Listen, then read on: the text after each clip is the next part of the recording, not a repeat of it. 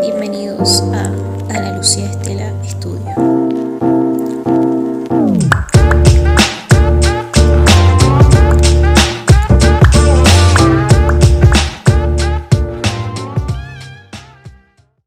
Libro octavo. Derecho Procesal Civil. Título 1. Protección de los derechos. Conceptos generales. Los derechos subjetivos otorgan a sus titulares un cúmulo de facultades que deben ejercitarse en la vida, en relación saliendo así del marco de lo meramente potencial, para hacerse realidad en el mundo de los hechos. Pero el ejercicio de los derechos subjetivos no depende exclusivamente de la voluntad de sus titulares, sino que requiere el respeto y acatamiento de otras personas que con actos positivos u observando una conducta negativa permiten hacer eficaz las facultades jurídicas que tales derechos implican. Cuando se logra esa cooperación, se produce el supuesto ideal de un cumplimiento espontáneo y normal del derecho. Mas si esta hipótesis no se presenta, desconociéndose la existencia de los derechos o perturbándose su libre ejercicio con actos que violen o vulneren la situación jurídica de sus titulares, es menester arbitrar medios que conduzcan a la protección de los derechos subjetivos. La forma primigenia de protección de los derechos fue la defensa privada del propio ofendido que hacía uso, si era preciso, de la violencia. Es la llamada autotela o autodefensa, que tenía aplicación tanto en el campo del derecho penal como en el del derecho privado, sea como defensas contra el ataque ajeno, sea como ofensiva para lograr la efectividad de los derechos de que el particular se creía asistido. La autotela provocaba así una situación de lucha entre individuos que llevaba implícita los gérmenes de su ineficacia, a la vez que atentaba contra el Estado, que debe considerar como una razón de su existencia el impedirla, garantizando a sus súbditos el mantenimiento del orden jurídico, privado por medio de un procedimiento estatal. En un pueblo que alcanza un grado de madurez en su civilización no puede admitirse la justicia por mano propia. El derecho tiene que defenderse acudiendo a una autoridad superior, a la fuerza pública, para obtener el mantenimiento del orden entre los particulares que, ciertamente, se resentiría si estuviera permitido que cada cual hiciera valer por sí mismo sus derechos. Nadie puede ser juez de su propio derecho, a riesgo de llegar la lucha de todos contra todos, bellum omnium contra omnes, imponiendo el caos social. Sin embargo, no es posible aplicar sin atenuaciones estos principios, suprimiendo totalmente la defensa privada. En Roma se reconoció el derecho a esta en los casos de legítima defensa, es decir, cuando se trataba de repeler una agresión actual e injusta en que era lícito usar la violencia contra la violencia, vim, vi, repele, licet, y aunque excepcionalmente también en forma de ataque, como en el caso de sospecha de fuga del deudor. Más allá de estos límites, la autotela de los derechos llegaba a ser arbitraria y prohibida. La reacción que contra ella comienza a sentirse al final de la época republicana se manifiesta primeramente como sanción penal contra la violencia en las leyes dictadas por Augusto y más adelante por un decreto de Marco Aurelio. Se añadió a la sanción penal otra civil, consistente en la pérdida del derecho, cuya eficacia alguien hubiera tratado de imponer violentamente. De esta forma se fue restringiendo en Roma progresivamente la defensa privada de los derechos e imponiendo correlativamente la justicia dirigida y controlada por la autoridad pública, de manera que aquella quedara reducida a casos excepcionales y ésta constituyera el procedimiento normal para dilucidar las controversias planteadas en el campo del derecho privado. Es entonces cuando adquiere relevancia la acción, o sea, el instrumento jurídico, mediante el cual se pone en movimiento el organismo estatal para otorgar protección a los derechos. El proceso, esto es, el camino que va desde la acción hasta la sentencia y su ejecución, y consecuentemente el procedimiento, es decir, el conjunto de formalidades que deben observarse durante la marcha del proceso. Tal el objeto de nuestro estudio en esta parte, todo lo cual viene a conformar el cuadro de lo que llamamos derecho procesal civil, que exige la exposición de las distintas transformaciones del procedimiento civil romano y de la organización judicial, con la particular evolución que ella experimentó en el curso de la historia del derecho romano, derecho privado y derecho procesal. Dada la estrecha relación que existió en Roma entre el ius privatum, concebido como un sistema de derechos subjetivos, y el procedimiento que sirve de base Para dar efectividad a ese ordenamiento normativo, la exposición del derecho privado romano requiere para su mejor comprensión el estudio del derecho procesal. Los romanos no distinguieron sistemáticamente el derecho privado del procesal ni tampoco poseyeron denominación alguna para designar a este último. Las fuentes del derecho procesal aparecen en el edicto mezcladas con las del derecho privado. Esta unidad de ambos ordenamientos fue de carácter interno, puesto que ciertos conceptos fundamentales del derecho romano, especialmente el de actio y el de septio, eran comunes a ambas esferas del derecho. Por ello, ius privatum y derecho procesal presentaron rasgos uniformes y las distintas significaciones que en nuestros días tiene la actio, en el terreno procesal, acto procesal, acción, y en el ámbito del derecho privado, pretensión. Son en definitiva reflejos de antecedentes que se conocieron en el mundo romano. En Roma no se concibió el derecho como algo sistemáticamente construido, sino más bien como un conjunto de figuras jurídicas singulares. Toda actio constituía una unidad en la que con los supuestos y consecuencias de orden jurídico privado se implicaba el procedimiento para conseguir la efectividad procesal de los derechos. Esta concepción tuvo en la antigüedad su apoyo en el hecho de que para determinados grupos de pretensiones hubo procedimientos especiales. Añádese a estas circunstancias que una de las más importantes fuentes del derecho escrito, el Edicto de los Pretores, expuso la parte verdaderamente enjundiosa del derecho privado en forma de acciones y de excepciones, además de otros medios procesales. Para nuestra finalidad será suficiente esbozar de la amplia esfera del derecho procesal las materias cuyo conocimiento es indispensable para la comprensión del derecho privado, conocimiento que se basa además de las fuentes generales, principalmente en las institutas de Gallo, sobre todo después del descubrimiento de la obra del enigmático jurisconsulto en el año 1816. El feliz hallazgo se debe al historiador Niebuhr, quien, examinando en la biblioteca capitular de Verona un manuscrito de San Jerónimo, constató que el pergamino, que se trataba de un palimpsesto, había sido usado y raspado para transcribir la obra del santo. Con el uso de reactivos pudo reconocer rastros de la escritura primitiva, descubriendo que contenía las institutas de Gallo. Por este medio, Niebuhr logró recuperar el texto gallano en su casi totalidad. Se adelantó más en su conocimiento cuando el maestro italiano Arangio Ruiz encontró en el año 1933 en El Cairo un papiro con las institutas de Gallo, que contenía páginas de una copia del siglo IV o V, es decir, anterior a la del palimpsesto de Verona. La aparición de tan importante fuente de conocimientos del derecho romano constituyó un valioso aporte, ya que en el libro 4 se ocupa específicamente de las acciones bajo el título de Ius quod ad actiones pertinent. En conjunto, la exposición gallana es fuente fidedigna para el estudio del derecho procesal clásico, si bien sería absurdo considerarla definitivamente intangible puesto que, como toda la obra, es de carácter elemental. Por otra parte, no faltan interpolaciones que justifican una labor crítica. Proceso público y privado. Tanto en el derecho antiguo como en el clásico hubo una neta diferenciación entre el proceso público y el proceso privado.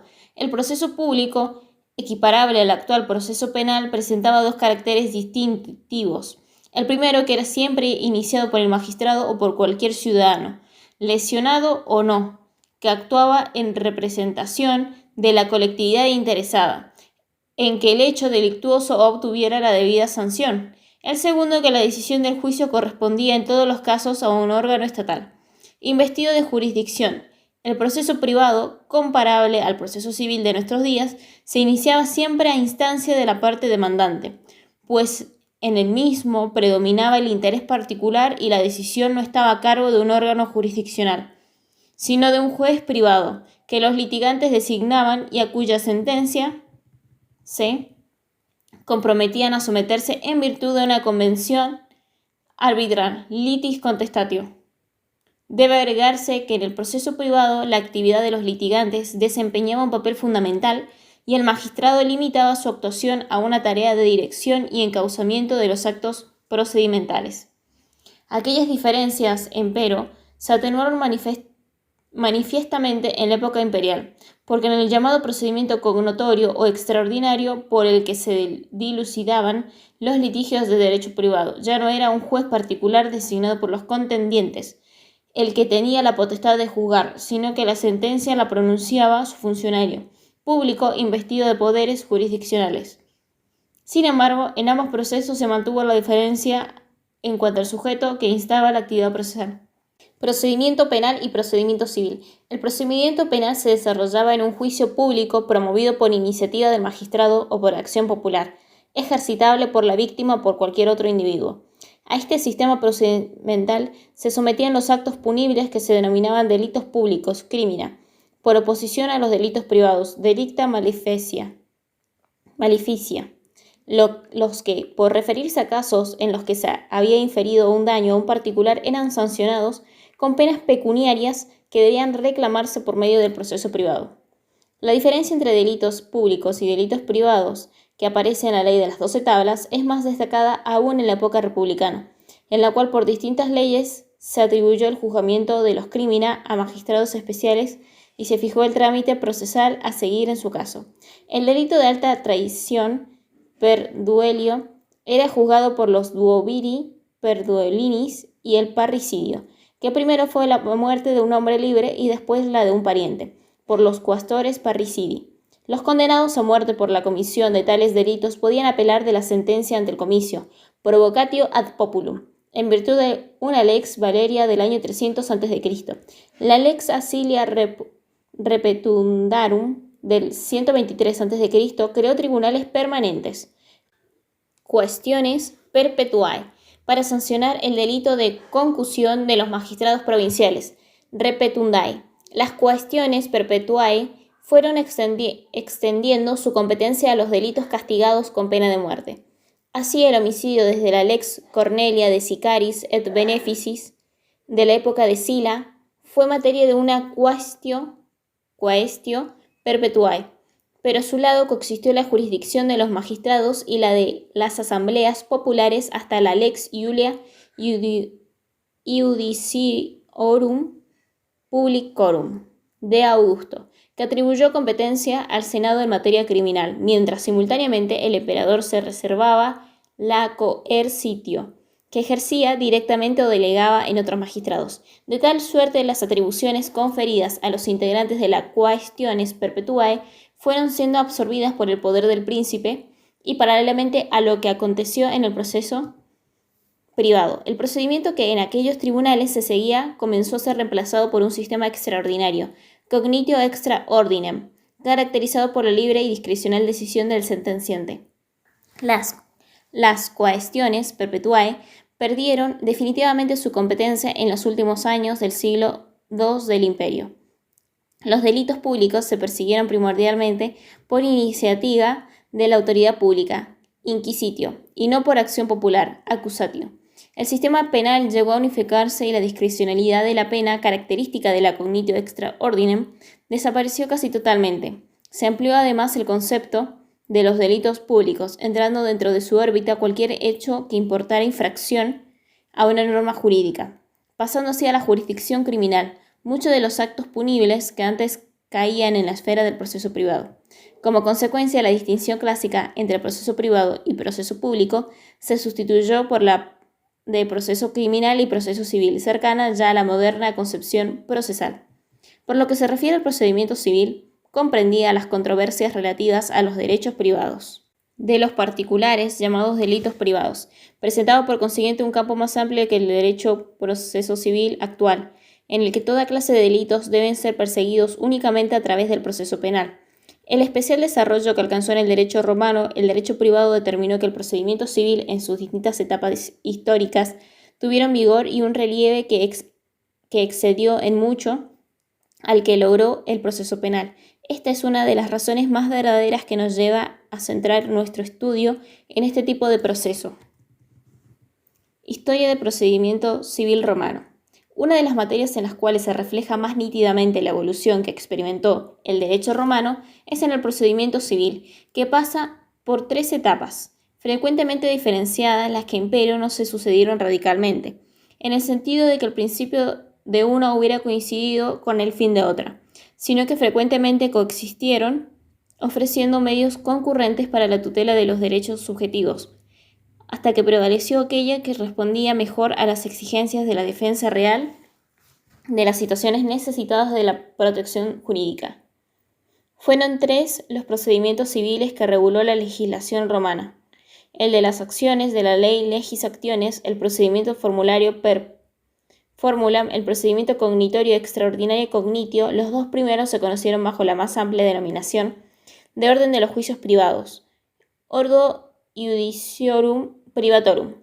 Estos términos encuentran su justificación en el hecho de que en estos sistemas procesales el de las acciones de ley y el de las fórmulas era prevaleciente la acción de un juez privado, elegido por las partes para dirimir el litigio mediante una sentencia que los contendientes se habían obligado a acatar. En los sistemas que integraban el ordo judiciorum privatorum, el procedimiento era bifásico, pues se desarrollaba en 2 etapas o instancias. La primera, llamada in iure, tenía solo el fin de crear la relación procesal y fijar los términos de la controversia. Esta fase inicial, que la tramitaba el magistrado, generalmente el pretor, se cerraba con la litis contestatio. La segunda fase del proceso, denominada in iudicio o apud iudicem, se desarrollaba ante un juez privado y se destinaba a todo lo concerniente a la prueba y a la sentencia, ajustándose al programa procesal que había sido ordenado en la anterior etapa. Esta característica de los procedimientos del ordo judiciorum privatorum coincidía con la distinción fundamental del derecho clásico de acciones entre jurisdictio y judicatio.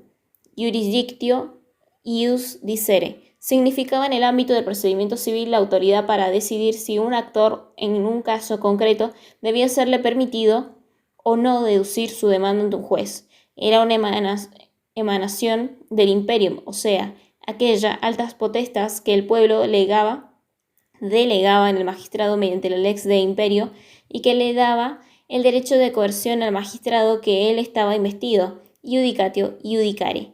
En cambio, importaba la autoridad para decidir o sentenciar en un proceso. Como regla general, la jurisdictio o la judicatio no se presentaban en la misma persona, ya que la primera se otorgaba a un magistrado, propiamente el pretor, y la segunda a uno o varios jueces particulares. El sistema de las acciones de la ley, caracterizado por un riguroso formalismo verbal, en el que las partes hacían sus respectivas declaraciones por medio de solemnes recitaciones, tenía su fundamento legal en las acciones que derivaban de las 12 tablas, aunque Gallo nos informa que hubo casos en que la legis actio se apoyaba en la costumbre. La reforma de este procedimiento, apto para una pequeña sociedad de economía agrícola, pero inadecuado para un Estado, que transforma su régimen económico y social con la conquista de los pueblos de la cuenca del Mediterráneo. Se inicia con la sanción de la Lex Aebutia, 130 a.C., que introdujo como facultativo el procedimiento formulario.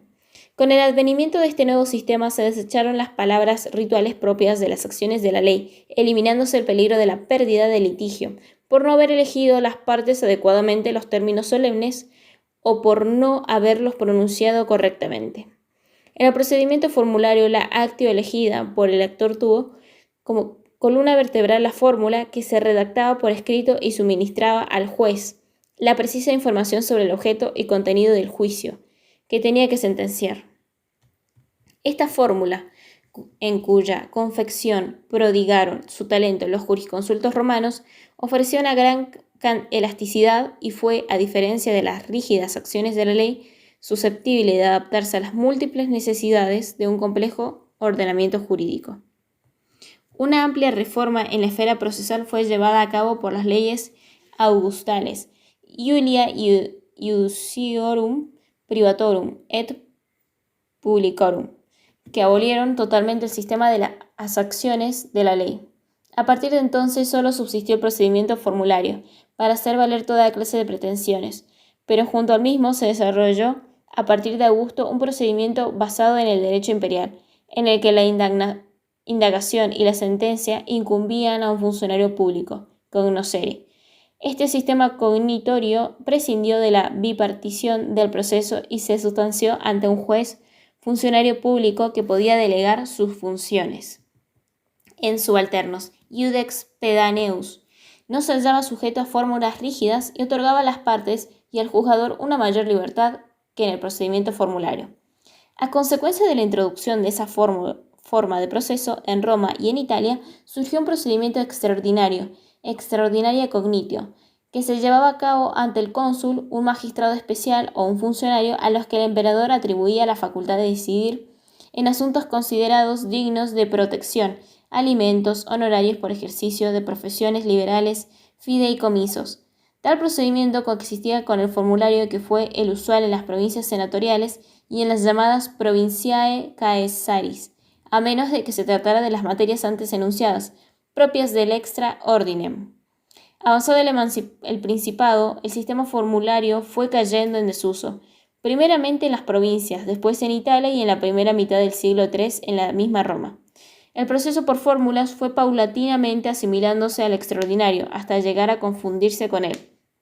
Desde Diocleciano, el proceso cognitorio prácticamente eliminó al formulario, el cual recibió el golpe de gracia cuando en el año 342 Constancio suprimió las fórmulas en la impetración de las acciones. En tiempo de Justiniano, la cognitio extra ordinem completó su desarrollo y se convirtió en un procedimiento en el que la preeminencia del juez funcionario frente a las partes se acrecentó considerablemente. Organización judiciaria.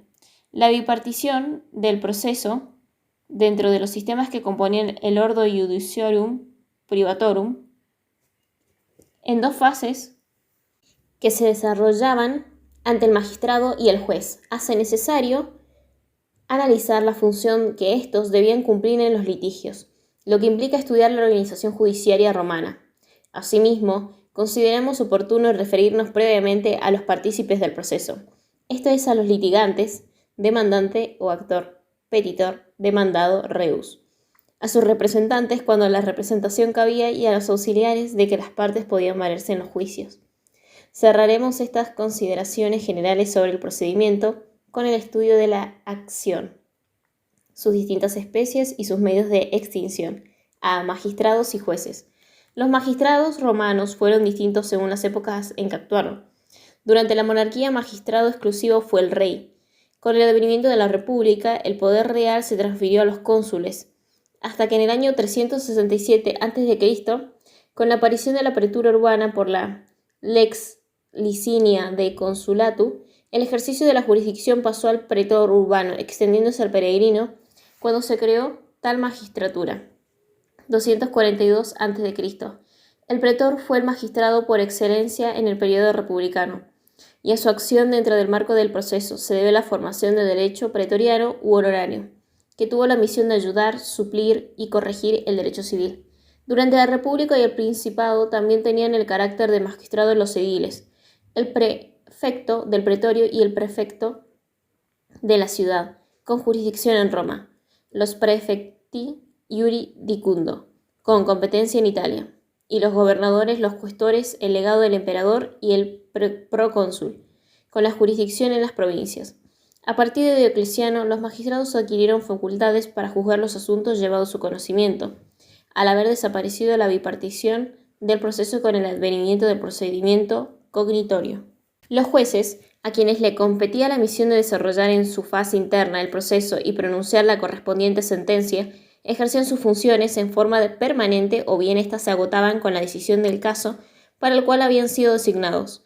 Su nombramiento se efectuaba a propuesta del actor o por sorteo de listas confeccionadas por el magistrado para cada litigio y que debían exponerse en el foro. Entre los jueces permanentes se contaban dos tribunales colegiados, el de los decemviri stilitibus iudicandis y el de los centuviris. Los decemviros entendían en las cuestiones de Estado y de libertad, los centumviros tuvieron competencia en asuntos referentes al derecho de familia y al de sucesiones, siendo particularmente importante en esta última materia la concerniente a la inoficiosidad de los testamentos, fruto de la labor interpretativa del Colegio Centumviral. El Iudex y el Arbiter y el Tribunal de los Recuperadores tuvieron en Roma el carácter de jueces no permanentes. El Iudex era el juez por excelencia con actuación en la etapa in iudicio del proceso. Ante él las partes ofrecían y producían las pruebas, tocándole decidir la suerte del litigio con la sentencia, la que debía ajustarse al derecho que los contendientes invocaban, de conformidad con las instrucciones impartidas por el magistrado. El árbiter era un juez con mayor discrecionalidad que el primero, ya que no se veía constreñido en su función a las pautas señaladas por el magistrado, tanto en lo referente a la apreciación de los hechos, cuando al derecho que los litigantes pretendían hacer valer. Los recuperadores tuvieron al principio competencia en asuntos de carácter internacional, para actuar más adelante en los juicios entre ciudadanos, subsistiendo para asuntos de jurisdicción voluntaria, como los relativos a la manumisión de esclavos en época de la cognitio extra ordinem. B. Las partes en el proceso, sus representantes y auxiliares. En la aplicación del principio de que nadie puede litigar contra sí mismo, necesariamente las partes en el proceso debían ser por lo menos dos. Una, que por iniciar la demanda era llamada demandante o accionante, actor o petitor. Otra, que por haber sido el litigante contra quien se opuso a la demanda era denominada demandado o accionado, o también rebus. La actuación judicial exigía a las partes tanto la capacidad de derecho como la capacidad de obrar. Así pues, solo podían asumir el papel de actor o demandado las personas libres, ciudadanas y sui iuris, es decir, aquellas que tenían plena capacidad jurídica. Pero era menester también que no padecieran de una incapacidad de obrar, porque tal incapacidad les impedía litigar válidamente, si no se hacían representar por el tutor o curador, cuando la incapacidad era absoluta, o asistir mediante la auctoritas, cuando se tratara de una incapacidad relativa. La rigidez de los principios que impedían la actuación judicial de los sujetos que no gozaran de los tres estatus fue atenuándose paulatinamente. Así, se admitió que el esclavo pudiera, en algunos supuestos excepcionales, impulsar el proceso cuando estuviera en discusión su estado de libertad, adquirido mediante una justa manumisión, por lo que hace a las personas alieni iuris. Su situación mejoró gradualmente al serles otorgada a los hijos de familia la facultad no solo de mandar a terceros, sino también, en algunos casos, al propio paterfamilias.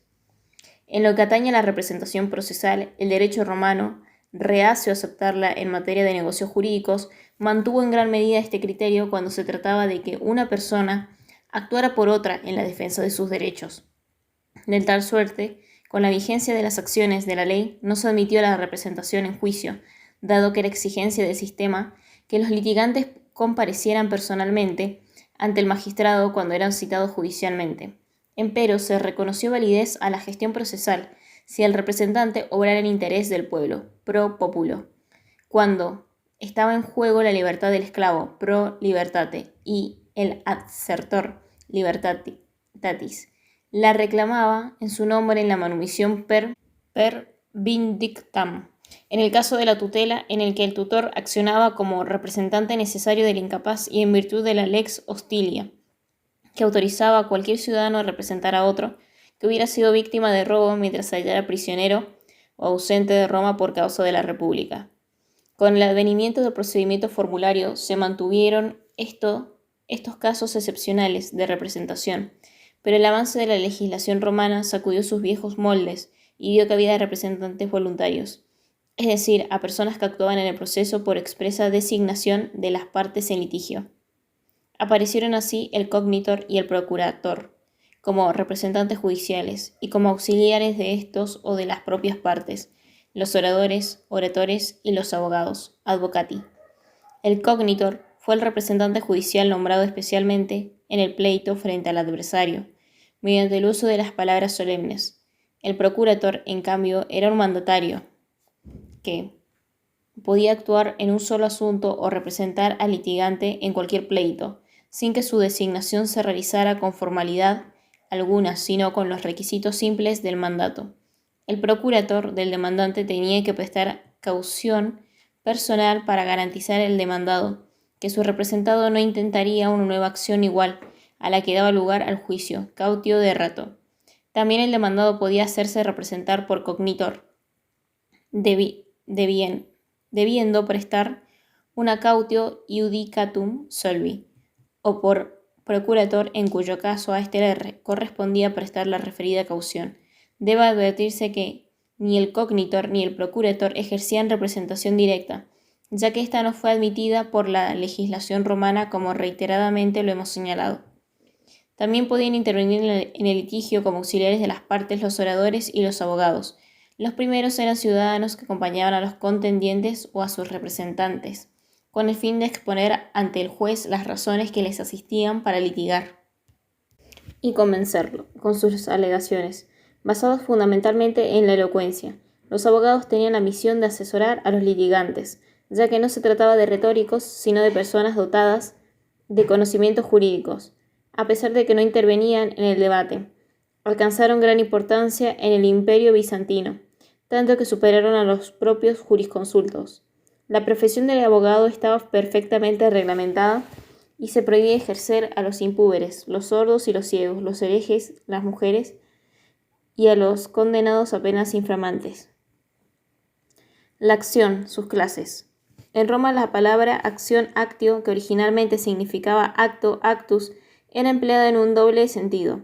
En uno formal, era el acto que abría el proceso, es decir, el instrumento de que valían las partes para el logro de la tutela jurisdiccional. En otro, material implicaba la reclamación de un derecho, traduciéndose en aquello que en el léxico jurídico moderno se llama pretensión. Desde el punto de vista formal no hubo para los romanos una actio, sino acciones particulares, con denominaciones diversas. Esta especial característica llevó a decir a Aigerin que el derecho romano no conoció la acción, pues a las relaciones jurídicas las iba dotando de distintas acciones, máxime que por obra del pretor frecuentemente creaban con nuevas acciones, nuevos derechos.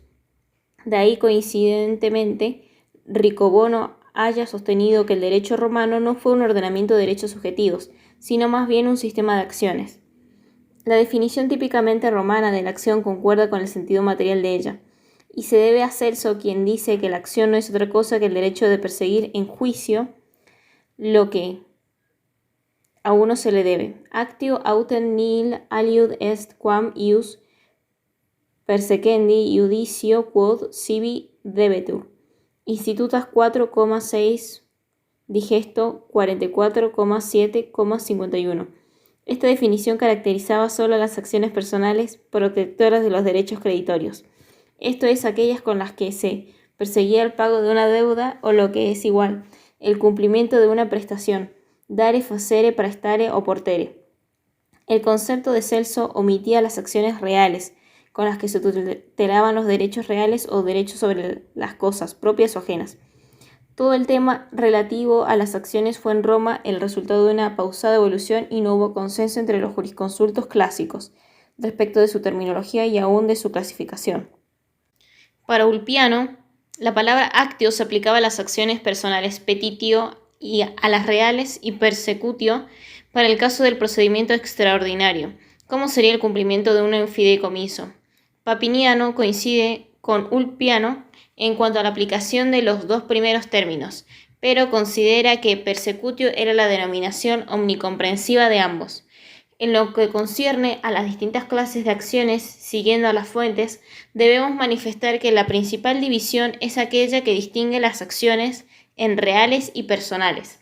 Summa divisio indua genera deducitur aut enim in rem sunt, aut in personam. Institutas 4,6,1.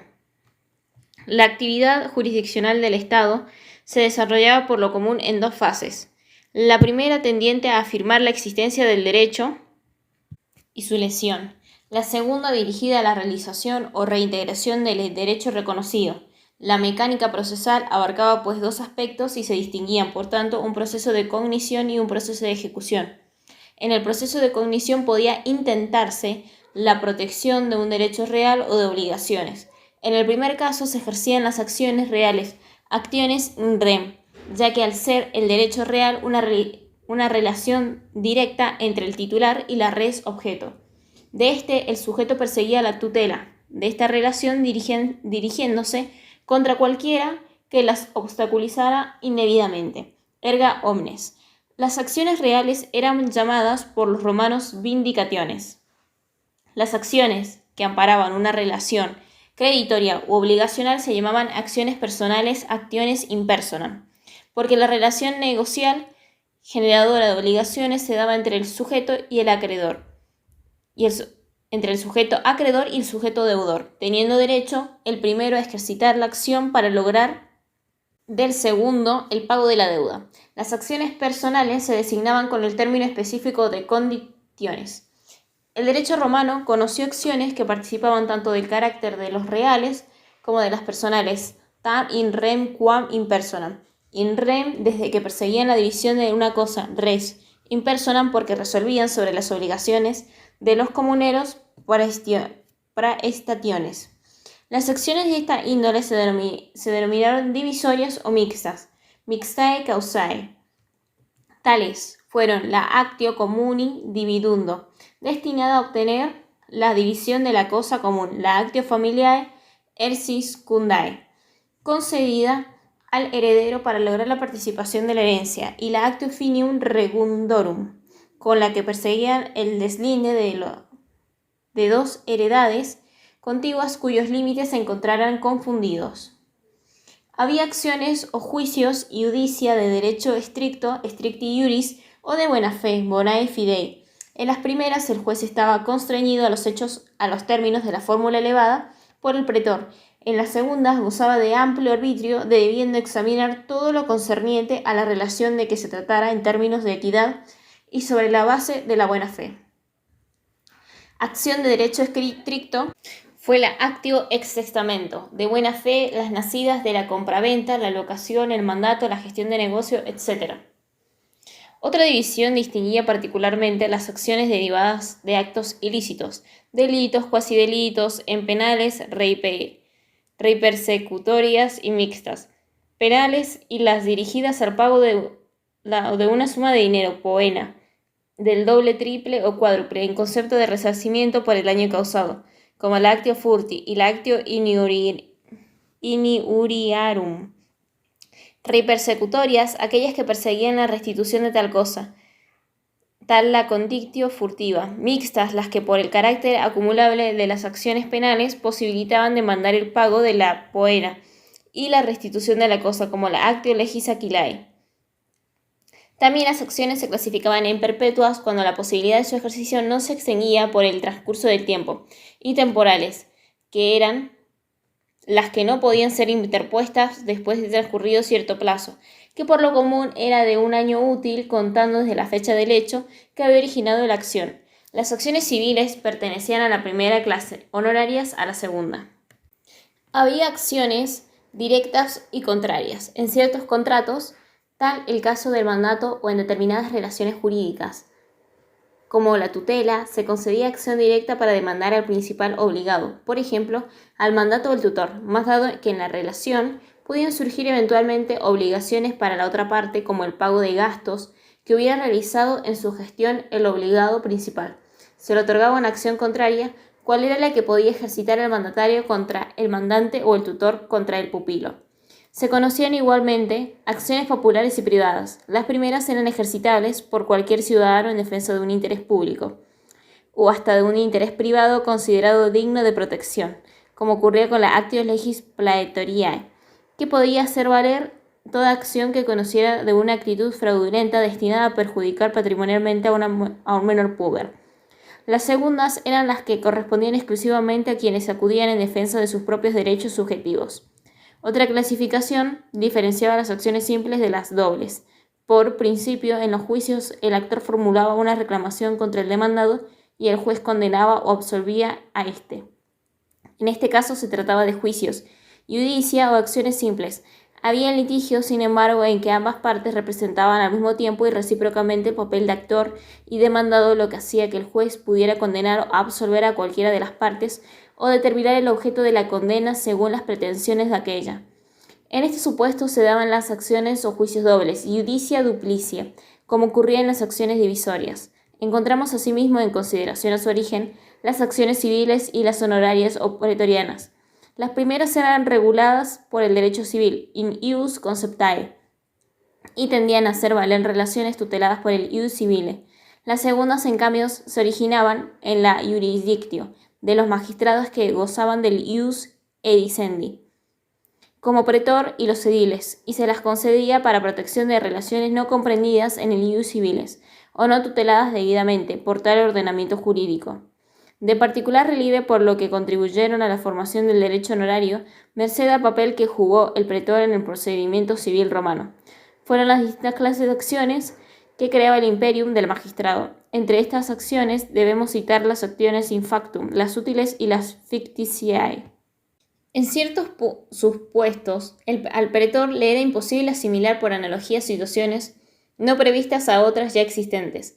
Ello lo impulsó a crear nuevas acciones, las que para indicar que no estaban fundadas en una regla de derecho, in ius conceptae, sino en la autoridad del magistrado y que se daban por el hecho, in factum conceptae, se denominaron in factum actiones.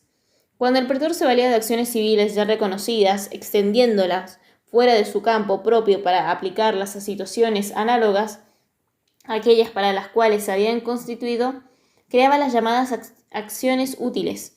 Así, mientras la acción de daño actio legis achilliae operaba en relación al daño inferido en cosas corporales con el esfuerzo muscular del autor. Damnum corpore corpori illatum. El pretor creó una utilis actio legis achilliae ejercitable por el daño causado non corpore. Finalmente, se llamaban acciones ficticias aquellas mediante las cuales el pretor, para hacer posible la aplicación de una acción ya existente a otra relación nueva, fingía la existencia en esta relación de un elemento que faltaba, por ejemplo, el transcurso del término del usucapio, cuando en realidad no se había cumplido en la acción publiciana. Reconoció también el derecho romano a las llamadas acciones prejudiciales, praeiudicia, en las cuales que por intentarse en procesos de mera verificación generalmente dirigidos a fijar los presupuestos de un juicio futuro no figuraba en la fórmula la condemnatio. A consecuencia del inconveniente que implicaba la condena pecuniaria en aquellos juicios en que se demandaba la restitución o exhibición de una cosa determinada, acostumbró el magistrado a anteponer a las acciones que perseguían tales objetivos, restitución o exhibición, una cláusula por cuyo medio el juez solo condenaría a pagar una suma de dinero si no prosperase la orden que él impartía al demandado de restituir o exhibir, nisi restituat nisi exhibet. Las acciones en las que se trataba semejante cláusula se denominaron arbitrarias, actiones arbitrariae. Pertenecían a esta categoría la actio publiciana, la quasi serviana o hipotecaria, la actio ad ex ibendum, las que se intentaban por causa de violencia o dolo, metus dolus, etc. Extinción de las acciones. Causas de extinción de las acciones, entre las que operaban ipso iure y otras exceptionis, ope, fueron la cosa juzgada, rex iudicata, la litis contestatio, la prescripción, el concurso de acciones, concursus actionum, el pactum de non petendo, el juramento y en algunos casos la muerte de cualquiera de los litigantes. Hacemos notar, siguiendo la opinión de Bonfante, que parece lógico hablar de extinción de la acción, ya que siendo esta el momento dinámico del derecho, con más propiedad deberíamos hablar de extinción de los derechos, dentro de los cuales la acción subyace. No obstante, hay hechos jurídicos que ejercen su influencia directamente sobre la actio de manera tal que solo como consecuencia de la falta de acción cesa también el derecho subjetivo que ella tutela. Entrando a las causas de extinción de las acciones, debemos decir que la cosa juzgada res iudicata provocaba en el derecho clásico la extinción ipso iure de la acción en los iudicia legítima, cuando se ejercitaban acciones in personam in ius conceptae, siendo menester en cambio la interposición de la exceptio rei, iudicate en el iudicium quod imperio, continens, y en los juicios legítimos en que se intentaran acciones reales o in factum. En el derecho justiniano la cosa juzgada como causa extintiva de la acción solo se pudo hacer valer per exceptionem. Digamos por fin que el efecto que la res iudicatia al introducirse en el procedimiento cognitorio el recurso de apelación appelatio se reservó para las sentencias definitivas, no para las de mero trámite. Interlocuciones. Las litis contestatio como veremos era la etapa procesal con que se cerraba la fase in iure de litigio, al entrañar un acuerdo arbitral de las partes por el cual decidían someterse a la sentencia que dictara el juez, producía la extinción de la acción interpuesta independientemente de que el juicio llegara o no a fallarse. Este efecto consuntivo de la litis contestatio impedía al actor iniciar una demanda fundada en otra acción con igual causa, bis de eadem renecit actio. La consunción procesal se operaba ipso iure, cuando se trataba de un iudicium legitimum, en el que se hubiera ejercitado una acción personal. En tanto, si la acción era real o personal de derecho honorario o el iudicium quod imperio continens, la extinción de la acción debía hacerse valer por medio de la exceptio rei judicatae vel in iudicium deductae. La prescripción fue el instituto jurídico en virtud del cual la acción, mejor dicho, todo derecho, se extinguía después de transcurrido el tiempo establecido por la ley. La acción civil fue en los orígenes perpetua. La acción pretoria era limitada en el tiempo, por lo común un año útil. El diverso carácter de una y otra hizo nacer el distingo entre acciones perpetuas para las del derecho civil y temporales para las del derecho honorario. La prescripción extintiva de las acciones apareció en Roma en la época imperial para la categoría de las acciones in rem a través de la exceptio o prescriptio longi temporis, que se otorgaba al poseedor con buena fe y justo título de un fundo provincial, frente a la inacción del propietario durante 10 años entre presentes y 20 entre ausentes. Tal institución fue el punto de partida desde el principio general consagrado por Teodosio II, que estableció un plazo de 30 años para la prescripción de todas las acciones que no tuviesen señalado ya un tiempo más breve. Característica de esta prescripción teodosiana prescriptio triginti annorum fue que extinguía la acción, pero no el derecho, al menos el derecho real. Se producía el concurso o acumulación de acciones cuando de un mismo hecho jurídico nacían varias acciones encaminadas a un mismo fin, de modo que eligiendo una para ejercitarla se extinguía la acción concurrente. Altera electa altera consumi altera actio alteram peremit.